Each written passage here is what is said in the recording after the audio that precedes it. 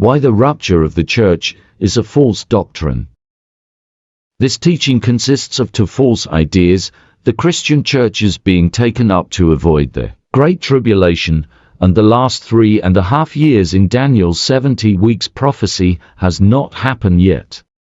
The Great Tribulation is actually the killing of true believers ordered by the Antichrist. Revelation 6 verse 9 to 11. And 7 verses 9 to 17 describe those who gave up their lives for the faith. God's trumpet and bold judgments are against those who spill the blood of his saints. And after God has finished his wrath, Messiah will return with the faithful 144,000 from out of the first covenant, who make up the new house of God through Messiah, and the martyrs which he has reaped from the earth, before God's seventh trumpet and the first bowl judgments.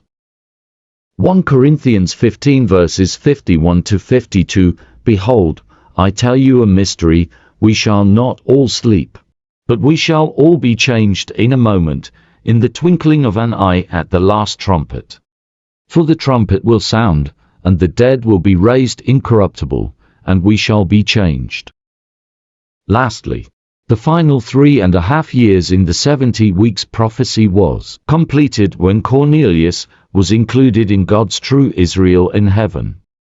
Instead of what dispensationalism teaches as the age of the churches living in borrowed time. This is how the final 7 years in Daniel's 70 weeks prophecy look like. Messiah's baptism at Jordan River marks the beginning of the 7 years. Messiah's crucifixion marks the completion of the first 3.5 years. The apostles continued Messiah's prophetic work in the remaining 3.5 years, and Cornelius' inclusion marks the completion